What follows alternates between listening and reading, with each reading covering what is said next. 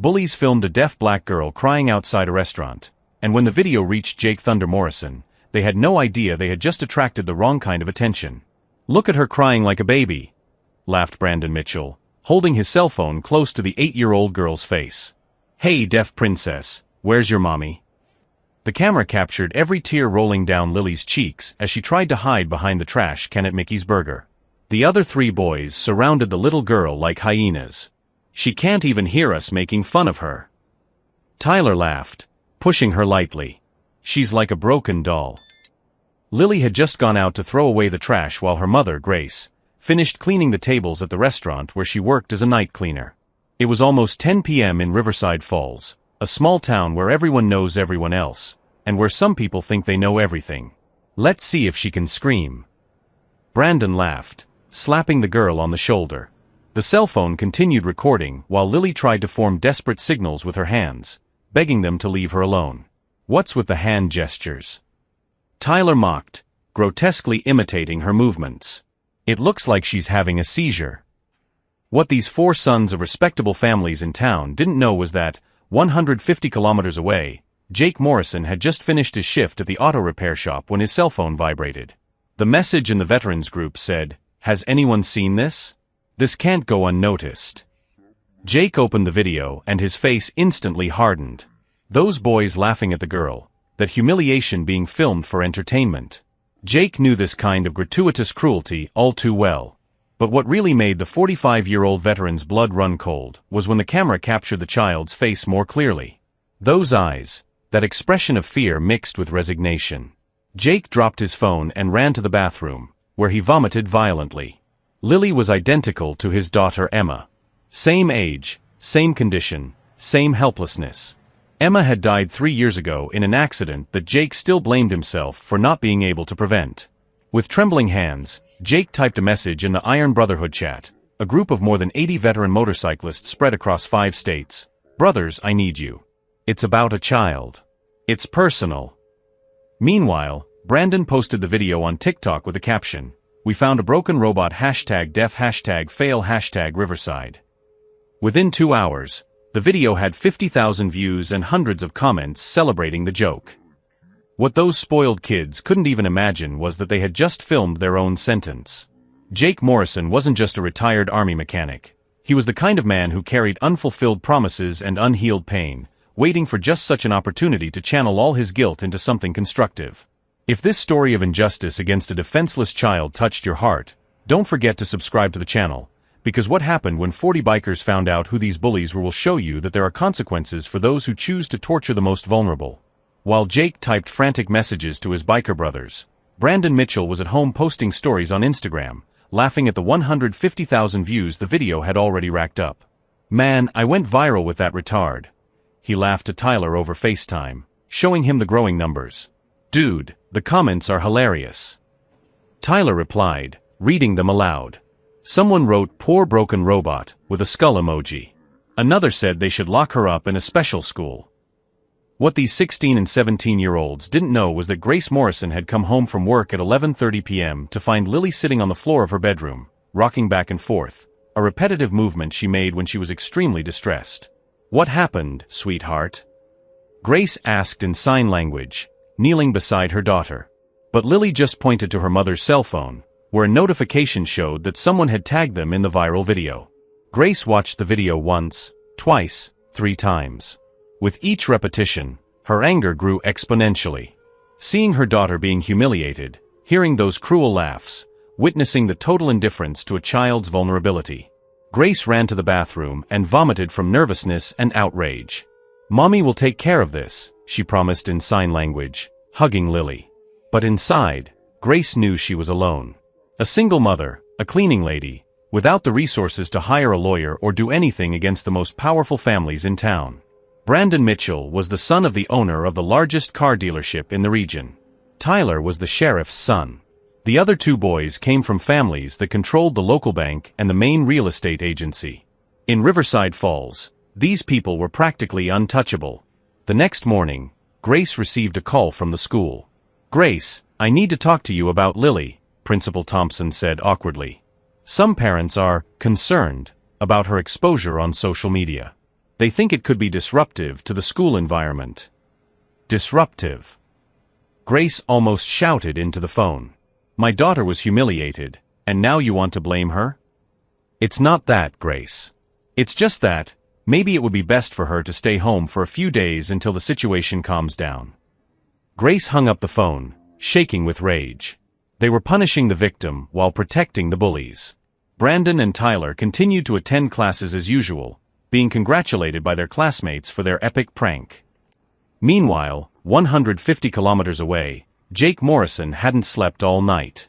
Sitting in the garage where he repaired motorcycles, he stared at the framed photo of Emma, his 8-year-old daughter who had died when a drunk driver crashed into the car she was in. Jake blamed himself because he had argued with his ex-wife on the phone seconds before the accident. If he hadn't distracted her with that stupid call about child support, if he had just held his tongue, Emma would be alive. For 3 years, Jake carried that guilt by drinking himself into oblivion every night. It was the veterans of the Iron Brotherhood who saved him, giving purpose to his pain. Now, seeing Lily being tortured just as Emma might have been, Jake found a way to channel all that unresolved guilt. His cell phone wouldn't stop vibrating. Messages were coming in from veterans in 5 different states. Iron Brotherhood Cleveland, 12 brothers confirmed Detroit riders, 8 bikers on the way Tennessee veterans MC 15 men ready Pittsburgh Steel, count me in, brother. Jake had explained the situation without mentioning names. A deaf child being humiliated by the children of powerful families, a viral video, a small town protecting the aggressors. For veterans who had lost comrades defending the vulnerable, this was a sacred cause. Tank, how many do you think you can get? Asked Diesel, his right-hand man in the Iron Brotherhood, arriving in the garage with coffee and donuts. So far, 47 confirmed. But it's not about quantity, Diesel. Jake showed him Emma's photo. It's about showing these spoiled kids that there are consequences. That not everyone will accept it silently when they torture a defenseless child. At that very moment, Brandon was at the mall with his friends, still riding the wave of viral fame. Dude, check this out. He showed his phone to a group of girls. Almost 300,000 views. I'm practically an influencer now. One of the girls frowned. Brandon, wasn't that a little cruel? She's just a kid. Oh please, Brandon rolled his eyes. The internet is full of this stuff. If she can't take a little joke, that's her problem. That's how the real world works. Tyler filmed Brandon talking and posted it on his stories, the legend himself explaining how real life works. What none of them knew was that every additional post, every extra laugh, every moment of arrogance was being carefully documented by Jake and his network of veterans scattered throughout the region. The storm they had created with that video was about to turn against them with a force that their wealthy parents and social protections could never contain. Because when you humiliate the wrong kid in front of the wrong people, sometimes the universe conspires to teach you a lesson about respect that you will never forget. While Brandon and Tyler celebrated their 400,000 views by posting memes with Lily's face, Jake Morrison sat at a pool table converted into a command center at the Iron Brotherhood headquarters in Cleveland. Maps, cell phones, laptops, and a handwritten list of 52 confirmed names were scattered across the surface. Tank, I got more info on the boys, said Rebecca Raven Foster, a former military police investigator who now worked as a private detective. She slid a folder across the table. Brandon Mitchell, 17 years old. Father is Robert Mitchell, owner of Mitchell Motors, largest dealership in the region, estimated net worth $8 million. History of buying his son out of trouble since age 12. Jake opened the folder, revealing photos from the boys' social media profiles, their families' bank statements, school records, and a detailed list of hushed-up incidents: a mentally disabled girl humiliated the previous year, a Mexican boy whose lunch was thrown in the trash, a gay classmate who was locked in the bathroom for hours. Tyler Hoffman, son of Sheriff Marcus Hoffman. This one's interesting. Raven pointed to a photo of Tyler's father. The sheriff has an internal investigation underway for excessive use of force. 3 cases of police brutality in the last year, all mysteriously shelved. What about the other 2 leeches? Asked Diesel, studying the photos. Kevin Walsh, father is president of Riverside National Bank. Jamie Santos, irony of fate, last name Santos but family owns the largest real estate company in town, specializing in gentrification of poor neighborhoods. Raven crossed her arms. These kids are literally untouchable in Riverside Falls. The whole town runs according to the will of these 4 families. Jake studied each photo with military intensity. They don't know who they're messing with. They think Lily is just a vulnerable child with no protection. They're about to find out she has 50 veteran uncles willing to show them what it means to protect family. At that moment, Jake received a message that made his eyes flash dangerously. Guys, change of plans. There won't just be 52 of us. He showed his cell phone to the group. See this message from the Detroit Marines? They're bringing 15. The Patriot Riders from Pennsylvania have confirmed 20 more. Hell's Angels from Chicago. 8 confirmed. Diesel whistled softly. Tank, that means.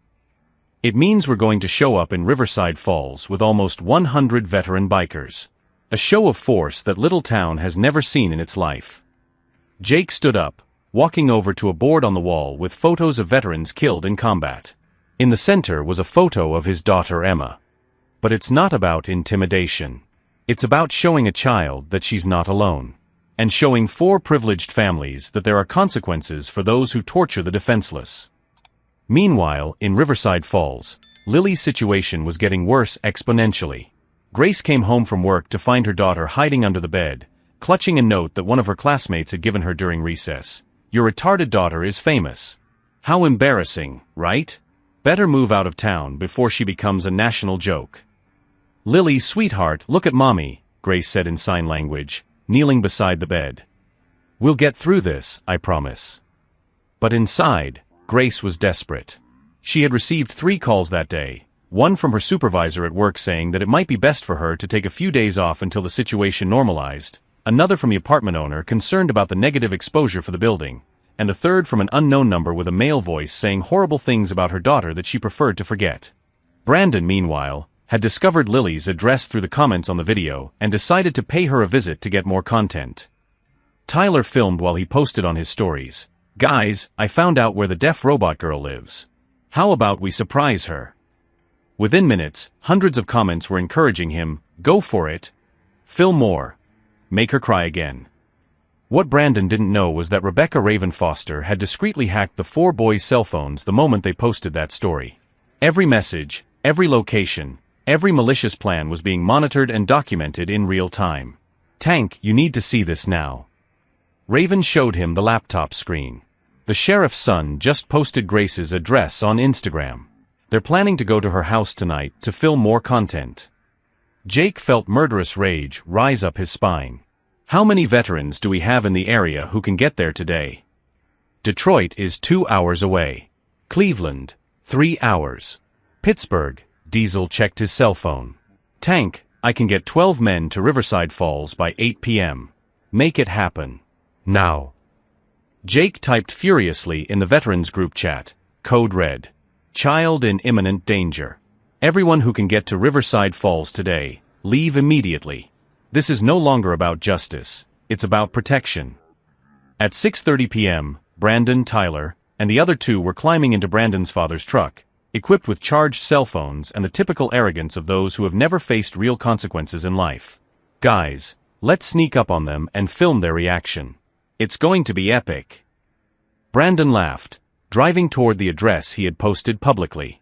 What they didn't know was that, 30 miles away, 12 motorcycles were cutting through the night toward Riverside Falls. Jake Morrison had made a call to an old friend, Captain Thomas Thunder Richardson, now working for the state police department. Tom, I need a favor. Not as a veteran, but as a father. Jake quickly explained the situation. These kids have crossed a line. They're going after an 8-year-old at home. Jake, are you sure about this? I have screenshots, recordings, real-time location. They just doxed a deaf child online, and now they're going to do what? More bullying for views? Tom, if it were your daughter. There was a pause. I understand. Jake, officially, I can't do anything without formal evidence. But if I'm patrolling that area tonight and see something suspicious. It was exactly the opening Jake needed. While Brandon and his gang drove confidently toward Grace's house, completely oblivious to the danger, a coordinated operation between veterans and state authorities was forming around them like an invisible web. For a moment, when Brandon posted that address thinking he was just getting more viral content, He laughed, imagining the scared look on the deaf girl's face when she saw them show up at her door. What his spoiled brain couldn't process was that he had just made the fatal mistake that would turn his life of privilege into a permanent nightmare. Because when you threaten the wrong kid, sometimes the universe conspires with war veterans who know the true meaning of the word protection. And those men were about to arrive. At 8:15 p.m., Brandon parked the truck 2 blocks from Grace's house, laughing as Tyler tested the settings on his cell phone camera. Guys, live in 3, 2, 1.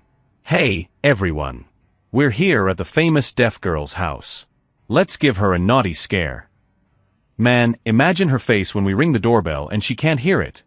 Kevin laughed, adjusting the light on his cell phone to film better. It's going to be epic. What they didn't know was that, strategically hidden at 3 different points on the street, Jake Morrison and 11 veterans were watching their every move through military binoculars. Rebecca Raven Foster coordinated the car operation, monitoring police communications and recording every word that came out of the boys' mouths. "Tank, they just got out of the car," Raven whispered over the radio. "Live broadcast active. 847 viewers watching in real time. Perfect. Thunder confirm position." Jake checked the tactical equipment strapped to his chest. "Captain Richardson is 2 blocks away. 3 more state patrol cars on standby." Diesel adjusted his position, keeping the boys in the camera's sights. "Tank, they're really doing this. Going to a kid's door at 8 p.m. to produce bullying content." Brandon walked confidently toward Grace's modest home, holding his cell phone as if he were the director of a blockbuster movie. "Chat room, are you ready? Let's wake up the little deaf princess. I bet her mom is going to be desperate." Tyler filmed Brandon ringing the doorbell insistently. "Look, she probably can't even hear it. We'll have to knock on the door." He began pounding on the wood with force, making a noise that would wake up half the block. Inside the house, Grace hugged Lily on the couch, both terrified by the aggressive noise. Grace grabbed her phone to call the police when she saw that Brandon's live stream had automatically appeared on her feed. 1,200 people watching this invasion in real time. "Guys, her mom must be pretending she's not home." Brandon laughed into the camera. "But we know you're in there. We'll wait for you to come out." It was at that very moment that 12 motorcycles cut through the night with the coordinated roar of their engines. The headlights illuminated the street like stadium floodlights, turning the night into a war zone. Jake Morrison dismounted first, followed by the 11 veterans in perfect military formation. They all wore Iron Brotherhood patches on their vests, visible war medals, a presence that radiated authority and controlled danger. "Look who showed up." Brandon tried to keep up the bravado, turning the camera to the bikers. "Guys, the old guys on motorcycles are here to protect the little deaf girl." "How cute." Tyler laughed nervously. "Dude, I think they're just some old guys trying to play the heroes. Relax."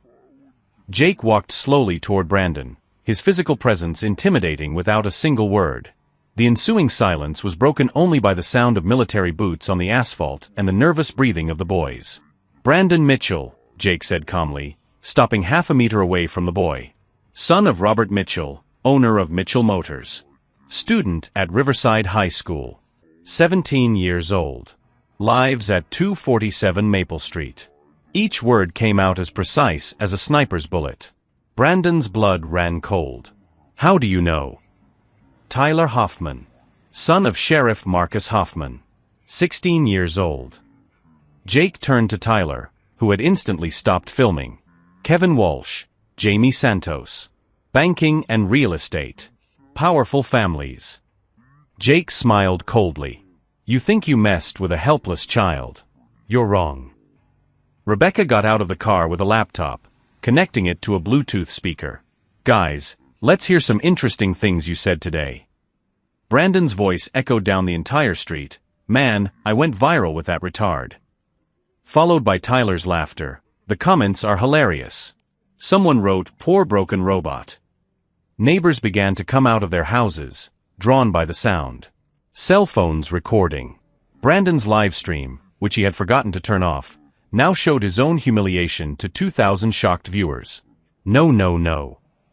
Brandon tried to turn off his phone, but his hands were shaking uncontrollably. "That wasn't in the recording. How did you guys?" "Your phone was hacked 3 hours ago, son." Rebecca smiled. Every message, every location, every plan to torture that family. All documented and automatically sent to the FBI, state police, and national media. At that moment, sirens cut through the night. 3 state police cars surrounded the area, commanded by Captain Thunder Richardson. Jake waved discreetly. Everything was going according to plan. Brandon Mitchell, Tyler Hoffman, you are under arrest for cyberbullying, stalking, trespassing, and threatening a minor. Thunder showed them the warrants. Kevin Walsh and Jamie Santos, you are minors, but your parents have already been notified. The state prosecutor wants to talk to you. My dad is going to destroy you. Tyler shouted desperately. You don't know who you're messing with. Jake approached dangerously. Your father is Marcus Hoffman, a police chief under investigation for police brutality. 3 cases mysteriously closed. Jake showed a folder. Coincidentally, the FBI has just reopened all investigations. It seems that someone leaked compromising evidence about corruption in the department. Panic took hold of the 4 boys. Brandon looked around desperately, realizing that neighbors were recording everything, that his live stream was still active, that his privileged life was falling apart in real time. You can't do this to us. We're minors. Our families, Kevin tried to argue. Your families. Diesel approached, showing another document. Robert Mitchell lost his contract with General Motors this morning. It seems that videos of children torturing disabled children don't fit with the corporate image. Diesel smiled sarcastically. Kevin, your father's bank has just been investigated for discriminatory practices. What a coincidence, isn't it?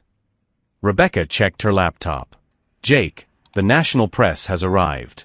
CNN, Fox, NBC. Everyone wants the story of the privileged kids who tortured a deaf child.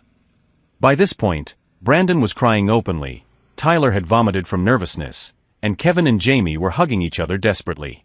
The reversal was complete. Now they were the vulnerable ones being filmed while they suffered. Jake knelt down to Brandon's height, speaking softly but firmly. Son, you filmed an 8-year-old child crying to get likes. You posted her address online. You came here at 8 p.m. to terrorize her further. This isn't a joke. This is calculated cruelty. Please, Brandon sobbed. We can pay. My dad has money. Your money won't save anyone now.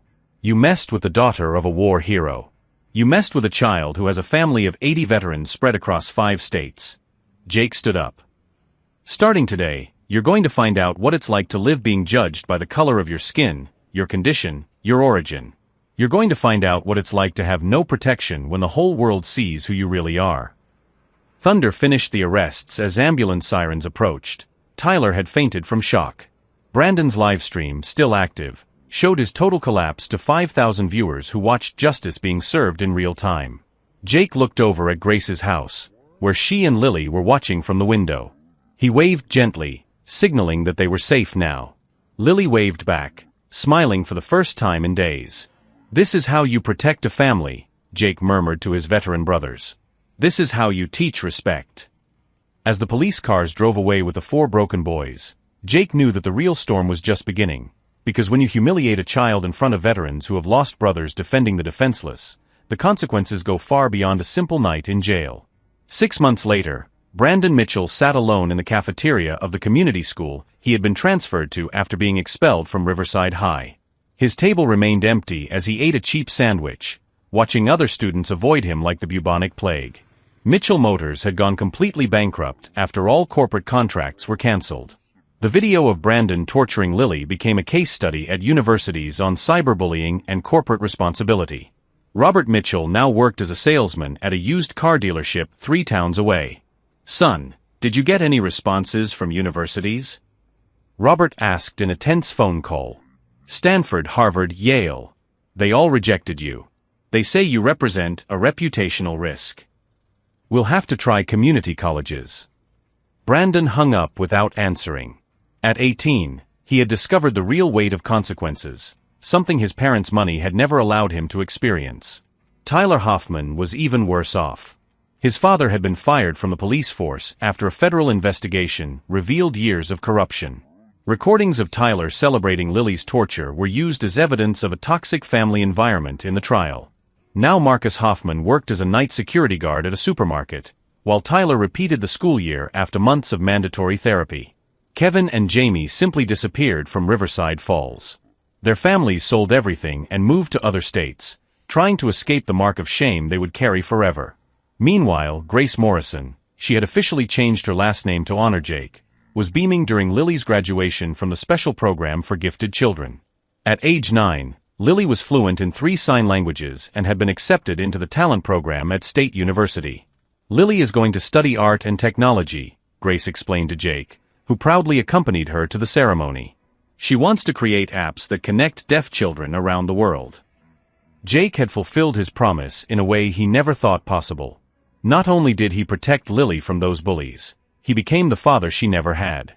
Every Saturday, he took her on rides on his adapted motorcycle, where she smiled with a freedom Brandon would never know again. "Uncle Jake," Lily signaled during the celebratory lunch, "thank you for showing me that being different is my superpower." Jake smiled, remembering his daughter Emma's words years ago, "Daddy, when I grow up, I want to help children who can't hear like me." Through Lily, Emma lived on forever. The Iron Brotherhood had created an educational fund in Emma Morrison's name that had already benefited 200 children with disabilities in 5 states.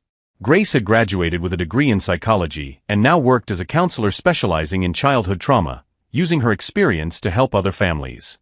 "You know what's ironic?" Jake reflected during a veterans reunion. Brandon wanted views by filming a vulnerable child. In the end, he was the one who went viral for all the wrong reasons. Lily became a symbol of resilience, while he became an example of what never to do. Rebecca Raven Foster showed the latest statistics. The original video has been completely removed from the internet. But the stories about Lily, the girl who turned bullying into strength, already have 20 million positive views. Diesel laughed bitterly. Brandon wanted fame at the expense of an innocent child. Now he has to live with the knowledge that he destroyed his own family for 15 minutes of cruel attention. The last time Jake saw Brandon, the boy was working in a snack bar, head down, avoiding eye contact with customers. His arrogance had been replaced by a defeated shyness, the natural result of discovering that the world doesn't revolve around privilege when you cross certain moral lines. "Uncle Jake," Lily asked during one of their nightly conversations, "do you think Brandon learned his lesson?" Jake considered carefully. "Honey, some people only learn when they lose everything. Brandon has discovered that there are consequences that money can't buy and connections can't erase. His family has paid the price for years of impunity." Lily nodded, wise beyond her 9 years. "He helped me find my real family. The Biker brothers, a stronger mom. If he hadn't done that, we might never have discovered how much love there is in the world." It was the absolute truth. Brandon's cruelty had revealed a network of protection and love that Grace and Lily never knew they had. 80 veterans across 5 states now considered Lily their official niece. Jake hugged the girl, thinking about how strange life is. Brandon Mitchell had filmed a child crying, thinking he would achieve viral fame. In the end, he only achieved eternal viral hate, while that same child became an international symbol of resilience and strength. True justice was not to destroy Brandon. It was to show Lily that she was never alone. That there are angels in the form of veteran motorcyclists, willing to cross 5 states to protect an innocent child. If this story touched your heart and made you believe that there is always someone willing to fight for the vulnerable, don't forget to subscribe to the channel, because in an age where viral cruelty seems to be the norm, stories like this remind us that kindness always finds a way to win.